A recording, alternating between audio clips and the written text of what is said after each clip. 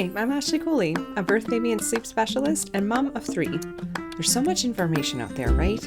This show is dedicated to helping you clear out the noise so you can figure out what will work best for your baby and your family. If you're looking to learn more about your baby, gain more confidence in your parenting, and get as much sleep as you can through it all, you've come to the right place. Bringing Up Baby is about to get a little easier.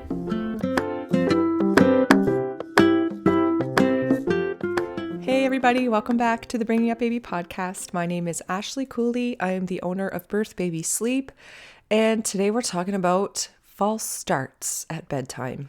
You know what I'm talking about. You get your baby down at night, they fall asleep, you exhale, maybe you sit down, maybe you start a show, maybe you finally get to eat something while it's warm, but 30 or 40 minutes later, they're awake again. If that's happening in your home, you are definitely not alone. False starts are incredibly common, and most of the time, they're very explainable. So today I want to walk through what a false start actually is, why it happens, and what you can do if it's happening consistently to get a nice solid stretch of sleep once they go down at bedtime. So, what is a false start? A false start is when your baby falls asleep at bedtime but wakes fully after one sleep cycle, which is typically around 30 or 40 minutes or so, and they have difficulty going back to sleep. So that 30 to 45 minute mark matters because that's the length of one sleep cycle during the day for your babies. So we want them to get into the nighttime sleep cycles that are much longer. But what happens at the end of each sleep cycle, no matter how long or short it is, sleep naturally gets lighter. Adults transition through this without noticing, or sometimes noticing very briefly, but we might just roll over, adjust the blankets, we go right back into a deeper sleep. Babies are still learning how to connect those sleep cycles independently. So when they reach that lighter phase, some babies fully wake instead of transitioning smoothly into that other sleep cycle. So that's what we're calling a false start. Why do false starts happen? Well, there isn't one single cause. It's usually one of a few common factors or a combination. So let's go through the main ones. First and foremost, we always look at this first because it's usually the culprit, but not always. But this is when babies are overtired. When babies are awake for too long before bed, or they haven't gotten enough daytime sleep in their day, their bodies release stress hormones like cortisol, you may have heard of it, and adrenaline, and all those things are pumping through their body, which makes that sleep more of a lighter state of sleep, and they're more easily to be woken up. So the tricky part is that overtired babies, they either fall asleep really quickly, like within a couple of minutes of putting them down or trying to get them to sleep, or they struggle to fall asleep because of this cortisol that's present. So we can see two different things when babies are overtired actually falling asleep or when there's time to go to bed, but the wake up shortly thereafter is one of those telltale signs. So if babies are falling asleep quickly, then parents think naturally, great, they were tired, they went right to sleep, awesome. But physiologically, their nervous system is more activated when that happens. So when they reach that lighter sleep phase after the first cycle, they will pop awake more easily. So your baby could be overtired if they're falling asleep really fast, if they're taking, say, more than 15 minutes to fall asleep. They are waking 30 to 40 minutes after they fall asleep at bedtime. They might be harder to resettle at those times, or they might actually seem wired or unusually upset at bedtime when you're trying to get them ready. So sometimes moving bedtime earlier, even by just 15 or 20 minutes, can reduce false starts significantly. So the key here is to learn about your baby's wake windows and where they maybe could or should be for their age and stage. And we have resources for this on our platform. So if you go to the show notes or check out birthbabysleep.ca and find our Bringing Up Baby resource bundle, if you're going to the website, it's under classes, but we'll link to it here in the show notes. That has a ton of information for you, including one PDF snapshot of wake windows for babies at different ages and stages. So please check that out if you are not sure what wake windows your baby should be getting at their age. The Bringing Up Baby podcast is supported by CST Savings, Canada's education savings experts for over 65 years. CST is passionate about helping Canadians invest in a better future for their children, supporting savings goals of families through registered education savings plans, and helping them collect government grants. Be sure to stop by their booth at the upcoming Pregnancy and Parenting Expo held on April 19th, 2026 at the Westin Hotel in Halifax, Nova Scotia, and visit their website at www.cst.org for more information. Okay, we were talking about overtiredness here, but the opposite is also true if your baby is not tired enough, if they're undertired. So there is a sweet spot there, and every baby's different in terms of where that is. But on the other end of the spectrum, if there hasn't been enough awake time before bed, or the sleep pressure is not strong enough to carry them through that first transition, they will fall asleep, but it's still a lighter state of sleep. And in this case, just a small adjustment of the final wake window can help strengthen that first stretch. So again, it's really about finding that sweet spot for your little one based on their age and stage, and that varies quite a bit. So the babies that this would be an issue for are usually the ones that I call the magical unicorn babies.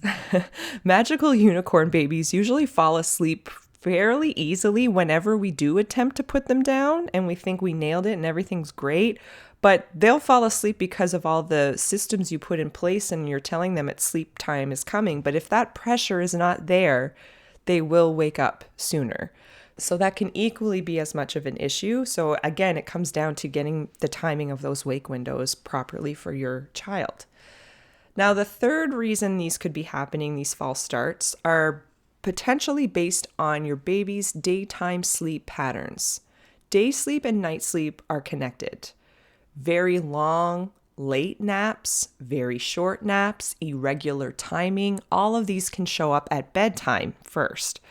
So one of the things I'm often asked about as a sleep consultant is how much sleep is too much sleep during the day? What is the cutoff? What should I be aiming for as the maximum amount of daytime sleep for your baby? I got to tell you, I almost never answer this question because I don't have an answer to this question, actually, because it varies so much. If I were to tell one person that their 6-month-old baby shouldn't be getting any more than 3 hours of daytime sleep in their day. But what if, my neighbor's baby actually gets 3.5 or 4 hours and they're doing great and that's actually what they need. So there's so much variables here.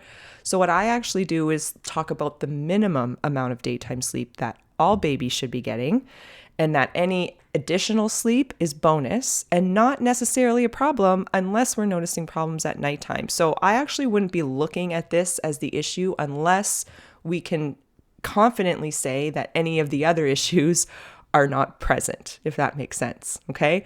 So all there is to say is there are actually times of day when for babies, I would say particularly over 6 months, babies under 6 months, there can still be a lot of variables here when it comes to how much daytime sleep they're getting and when that's happening.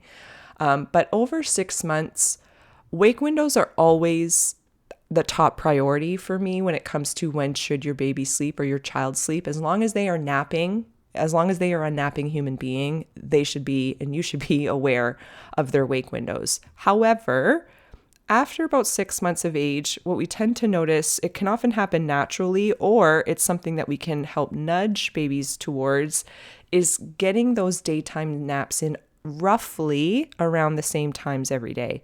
That's not going to mean they wake up whenever they wake up and they always nap at 9 and they always nap at 1 and they always nap.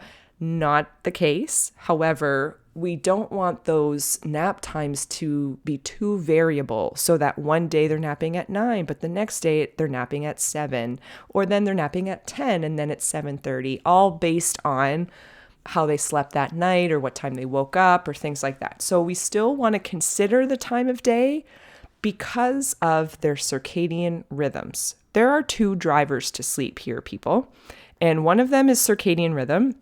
And that's all based on the sun and the patterns of how we go about our days and telling when our body it's time to rest and sleep.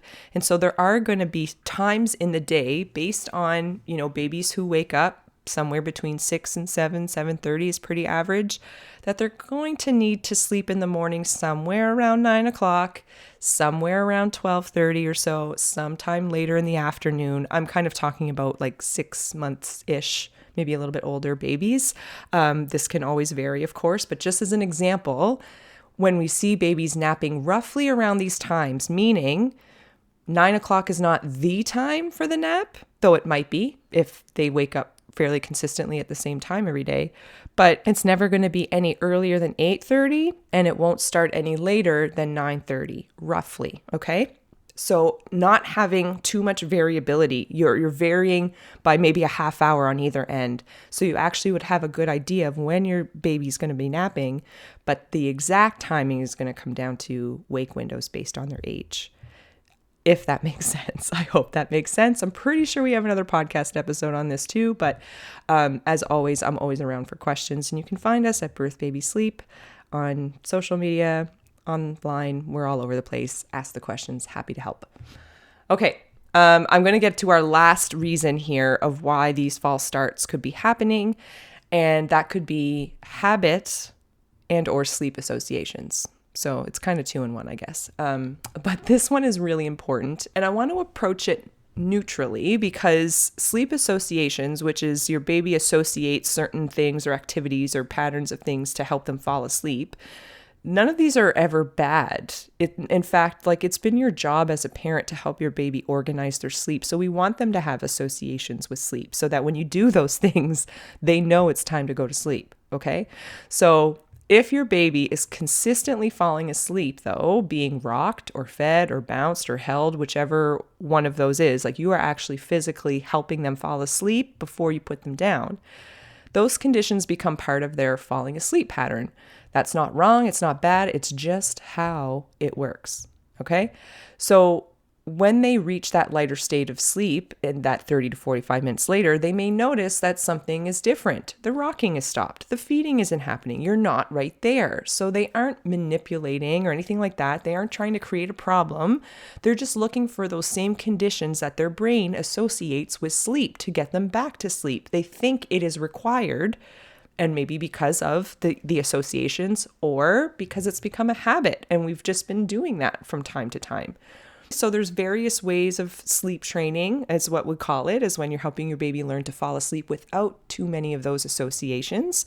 A few of them, yes, but we want them to also be able to fall asleep in the space that we expect them to be sleeping in with under those conditions. So when they get into a lighter state of sleep, they are already in the conditions to help them get back to sleep on their own.